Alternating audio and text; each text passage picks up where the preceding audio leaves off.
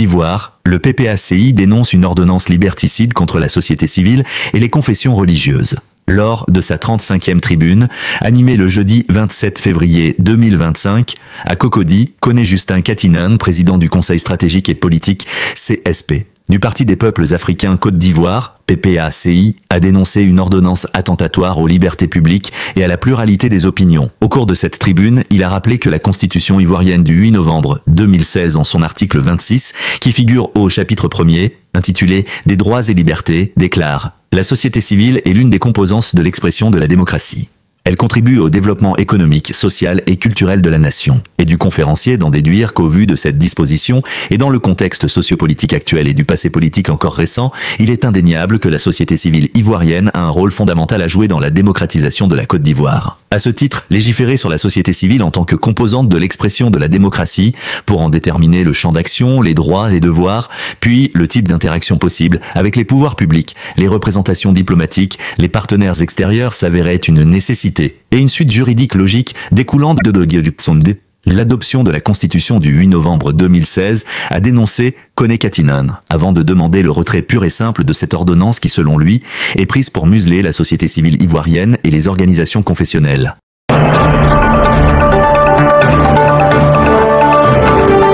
Le chef de l'État, comme à son habitude, il s'assoit chez lui à la maison et il prend une ordonnance pour légiférer, pour régir la vie, le fonctionnement et l'existence même de la société civile. Ça, c'est le premier problème. Mais il y a quel problème qui fait que on ne pouvait pas, alors que les députés étaient là, on ne pouvait pas envoyer ce débat-là au niveau des députés? Mais il y a une raison, on verra ça.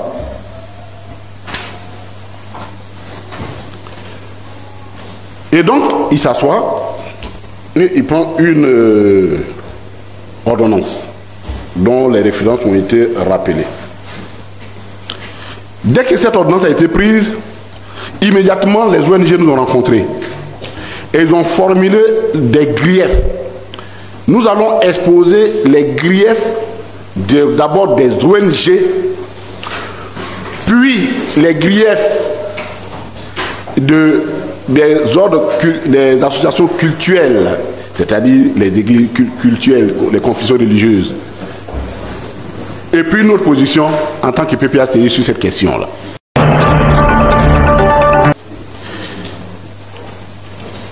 Que disent les ONG? Elles se réjouissent qu'effectivement, il y ait cette tentative, en tout cas cette initiative, de leur trouver un texte qui régisse leur existence. Parce que la loi de 1960 présentait beaucoup de faiblesses. Mais quand on a fini de dire ça, elle se pose beaucoup de questions. La même question que nous nous posons. Pourquoi c'est par une ordonnance, alors que tel que la Constitution a formulé, à le niveau qu'a donné la Constitution à la société civile, pour la société civile, c'était une loi organique qui devait régir leur existence, puisque plus ou moins la Constitution, et c'est l'article 102 qui le dit, hein, j'aurais bien voulu le dire totalement pour vous, l'article 102 dit la Constitution que les lois organiques sont celles qui ont pour objet de préciser ou de compléter les dispositions relatives à l'organisation ou au fonctionnement des institutions, structures et systèmes prévus ou qualifiés comme tels par la Constitution. C'est l'article 102 de la Constitution. Or, justement, la Constitution qualifie la société civile de système et de structure. Donc pour eux, ce qui devait suivre, c'était une loi organique et non pas une ordonnance. Parce que la loi organique, elle est plus forte et puis elle soulève un débat et son adoption nécessite donc une majorité un peu plus renforcée que la loi ordinaire. Ça, je m'en tiens à chose.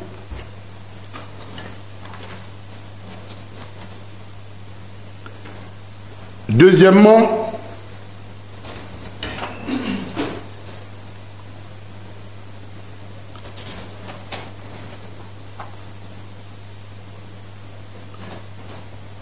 ils estiment que les dispositions contenues dans cette ordonnance, c'est un recul démocratique en Côte d'Ivoire. Par exemple, la reconnaissance officielle, c'est-à-dire, ils disent, quand vous déposez une demande pour être reconnu comme une organisation de la société civile, il faut un temps pour qu'on puisse vous donner un récépissé, on puisse valider. Ils n'ont pas prévu de prendre dans cette ordonnance. C'est-à-dire, le ministère choisira, s'il connaît qu'Atine vient avec une ONG, si ça ne nous convient pas, il prendra le temps qu'il faut. Et si Y vient avec une autre ONG, ça lui convient, on lui donnera son récépissé. Or, tant que vous n'avez pas été reconnu comme tel, vous n'avez pas été autorisé, certes vous pouvez agir, parce que nous avons le régime de la déclaration préalable, mais vous ne pouvez pas être en justice parce qu'on ne vous a pas encore conféré la personnalité juridique.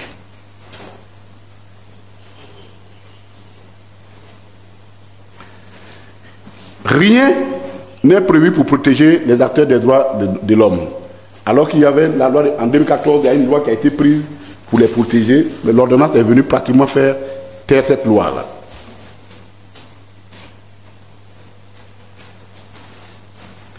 Les articles 22, 47, 48 et 53 de l'ordonnance restreignent totalement la marge de manœuvre de la société civile et les placent sous le contrôle, je prends leur propre expression, étouffant, contraignant et étouffant du ministère de l'Intérieur. Puisque pour certaines organisations de la société civile, le gouvernement peut prendre un décret en conseil des ministres pour dissoudre cette organisation. Ça a été le cas des syndicats dans le milieu étudiantin. Ils se sont assis, ils ont visé, dans le décret qui supprime ces syndicats, ils ont visé l'ordonnance. C'est l'occasion pour nous de vous rappeler quelles sont les personnes qui sont visées par l'ordonnance. C'est pourquoi il faut faire très attention quand ça dit on n'est pas concerné. L'article 2 de l'ordonnance précise que ce sont les associations, ce sont les organisations cultuelles, c'est-à-dire les ordres religieux, les ONG et les fondations. Par la notion d'association, il faut comprendre toutes les associations, y compris les syndicats. Donc les syndicats sont assis là-bas, ils pensent qu'eux, ils sont dedans. Puisque déjà, ils ont été la première victime, y compris les syndicats. C'est-à-dire que le gouvernement peut s'asseoir et dire, bon, toi, tu es un syndicat, là, tu parles trop, je ne veux plus de toi, et ainsi de suite. Puisque les notions auxquelles renvoie trouble à l'ordre public, et atteinte à l'autorité de l'État, tout ça, c'est des notions floues. Et c'est ça qu'on prend chaque jour pour nous condamner, nous. Donc, les syndicats. Dans les organisations culturelles, c'est tout le monde, chrétien, quelle que soit leur variance, musulmans, quelle que soit leur variance, même les boussonistes, quelle que soit leur variance, entre les régions traditionnelles.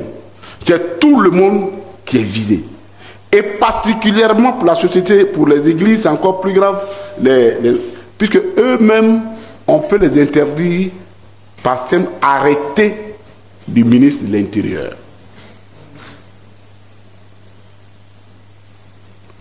Donc, puis les fondations. Les fondations, c'est tout ce que vous considérez comme fondation. Il était bon qu'on fasse cette précision.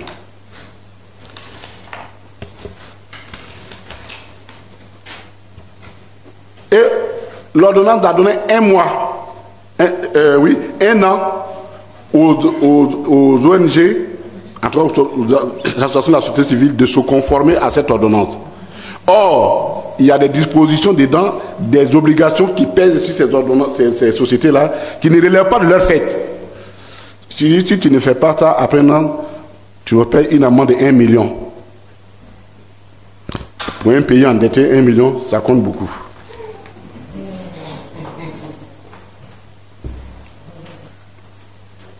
Donc, pour les organisations de la société civile, ils n'ont que des obligations. Il n'y a aucun droit. Pour dire les choses qu'elles font dans la position du PPACI après, pour dire elles pensent que c'est fait pour les museler, ou du moins pour se donner, le gouvernement veut se donner la société civile qui lui convient. Quant aux églises, elles aussi s'interrogent pourquoi est-ce que c'est par ordonnance que cette décision a été prise. Mais de façon spécifique, les églises, elles ont quelques soucis. Elles dénoncent que l'article 32 dispose que l'organisation de la société civile peut recevoir des dons et des legs dans les conditions déterminées par arrêté pris en conseil, par décret pris en conseil des ministres. Ah! Donc, les gens se disent, mais nos dîmes et puis nos offrandes là, on fait comment? Est-ce que chaque dimanche, on va avoir un décret ou on fait comment? Il ne s'arrête pas là. Il dit, en plus, vous devez faire la comptabilité et donner votre rapport financier, déposer votre rapport financier au ministère de l'Intérieur.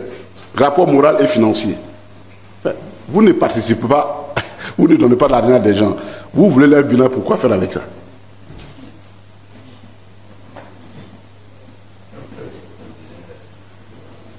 Deuxième élément que les églises contestent, ils disent que les services de l'État peuvent à tout moment aller visiter les infrastructures des églises, à tout moment. Que ce soit une mosquée ou pas, ils peuvent visiter à tout moment les infrastructures. Et en plus, ces visites, quand ils finissent les visites, ils peuvent faire un rapport et l'église est obligée, enfin la communauté concernée est obligée de répondre. Donc ils doivent faire un rapport, eux aussi les églises chaque année, pour déposer au ministère de l'Intérieur. Pas les églises, toutes les confessions religieuses. Alors, je me pose bien la question, la mienne, au village là-bas, nous les poros là, je ne sais pas comment on va faire pour nous là. On va envoyer ça en Senufo, on va écrire ça en Senufo, ou bien on fait quoi pour leur envoyer? Bon.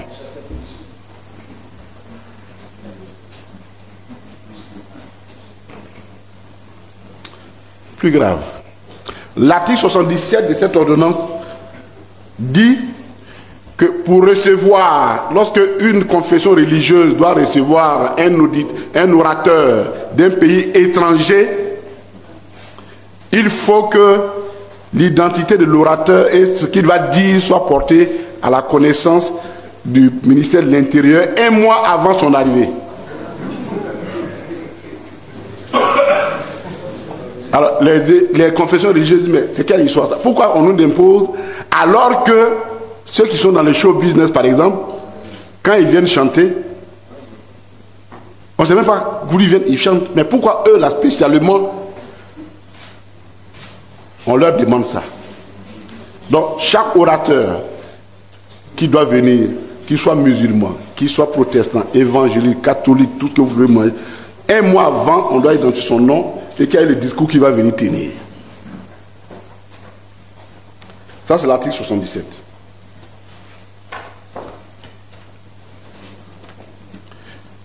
L'article 79 dit qu'il faut une distance minimale d'1 kilomètre entre deux édifices appartenant à des confessions religieuses différentes. C'est-à-dire que s'il y a une mosquée ici, il faut au moins 1 kilomètre pour qu'il y ait une église. S'il y a une église ici, et chez les protestants, il faut 1 kilomètre pour trouver une église catholique ou évangélique, ainsi de suite. Bon, vous avez fini de prendre toutes les terres ici maintenant. Ils vont faire comment? Et les églises qui ont saisi le président, ce que je vous dis là, c'est la lettre Je ne fais que lire la lettre que des églises ont écrite au président Laurent Gbagbo. Je ne fais que je suis en train de lire. On ne fait même pas encore de commentaires, nous on fera nos commentaires par la suite. Il dit, mais vous nous demandez ça alors que les maquis là sont alliés, les cinémas sont alliés. Pourquoi spécialement nous les églises là, enfin nous les confessions religieuses, vous nous imposez cette distance là?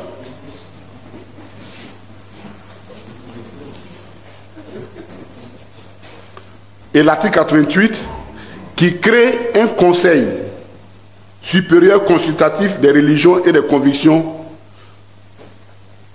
Bon, on ne sait pas comment ça va se faire, ça aussi. Je ne sais pas. Donc, eux, ils se posent la question, mais comment tout ça va se faire? En conclusion, ils estiment que autant bien la société civile que la société, les ONG, que les ordres cultuels, les organisations cultuelles, pensent qu'elles sont visées parce qu'on veut les faire taire. Il n'y a pas autre explication à ça. Elles se sentent menacées. C'est pourquoi elles ont demandé le concours du PPACI, du président Laurent Gbagbo, pour les aider à mener le combat contre ce qu'ils considèrent comme étant une injustice qui leur est faite.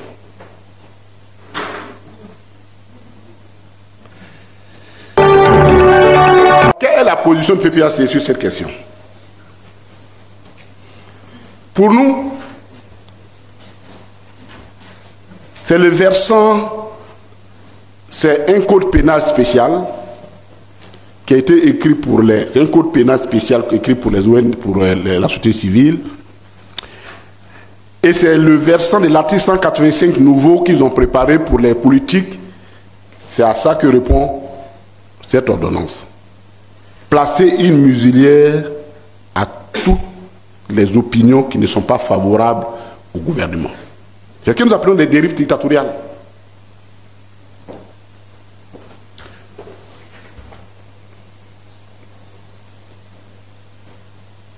En fait, le gouvernement, pour le PPAC, le gouvernement veut se donner les moyens de se choisir la société civile qui lui convient. Et en prévision des élections de 2025. Voilà le problème. Pourquoi on les a précipité ça?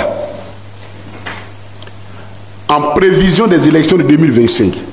Parce que c'est simple. Si une ONG c'est là pour dire les élections ont été mal, il y a une fraude là-bas, on va dire c'est trouble à l'ordre public. Parce que trouble à l'ordre public là, on va revenir là-dessus. C'est une, comment on appelle, c'est une infraction générique. C'est une infraction générique. Tels propos tenus par telle personne sont acceptés en Côte d'Ivoire et même applaudis. Mais lorsque la même personne change de camp et qu'elle tient les mêmes propos contre eux, ça devient diffamatoire. Ça devient pénal.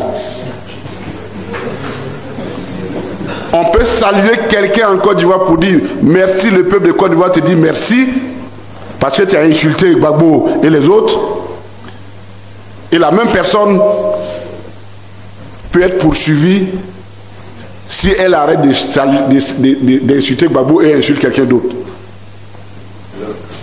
Le camp. C'est dans ça que nous sommes. Et c'est ça qui est le vrai problème de notre pays. La gouvernance du RHDP. Donc pour nous, au PPA, c'est cette ordonnance-là, il faut la comprendre comme des condamnations qu'on prononce contre nous.